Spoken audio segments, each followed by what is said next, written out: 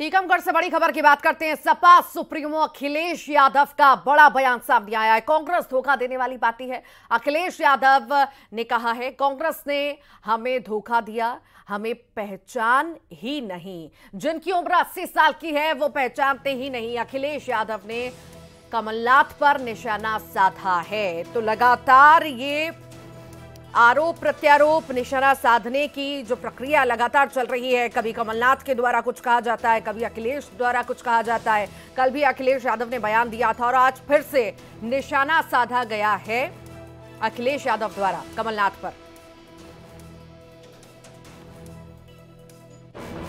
दुखी थे, कांग्रेस ने धोखा दे दिया। अरे जब हमें धोखा दे दिया तो तुम कहां के पंच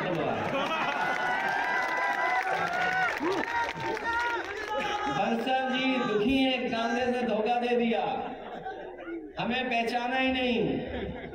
अरे भाई, जिनकी उम्र 80 साल हो कैसे पहचानेंगे आप बताओ। हम कोई नाराजगी नहीं है किसी से, लेकिन हम ये मानते हैं, ये स्वीकार करते हैं कि 80 साल के जो लोग होंगे वो कभी कभी पहचानेंगे नहीं। ये गलती हमारी है कि 80 साल के लोगों पे हम लोग भरोसा कर लिए कि वो हमें पहचान रहे होंगे। और ज्यादा जानकारी के लिए सहयोगी राजीव रावत हमारे साथ जुड़ गए हैं। राजीव, कमलनाथ और अखिलेश के बीच की सियासी लड़ाई अब बढ़ती ही जा रही है।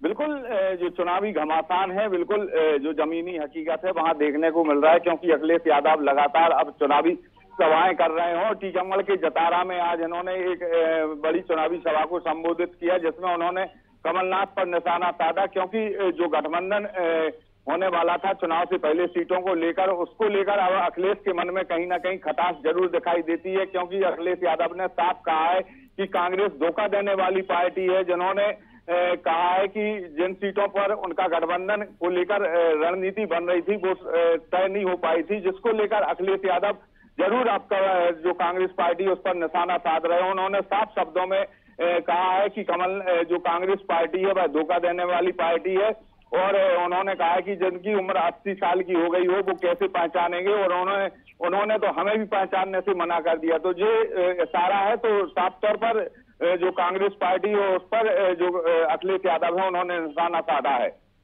वाकई राज्य में जिस तरह से सियासी घमासान हम दोनों के बीच देख रहे हैं अभी से ही, तो आखिर ये तो देखिए इससे ही समझा जा सकता है कि केंद्र में क्या स्थिति होगी लोकसभा चुनाव के समय। राजीव, जो आने वाले 2024 में लोकसभा चुनाव है, तो उसको लेकर अब क्या रणनीति बनती है।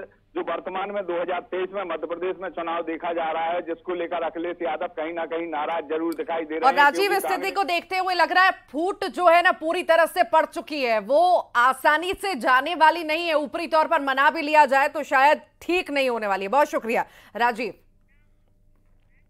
चुनाव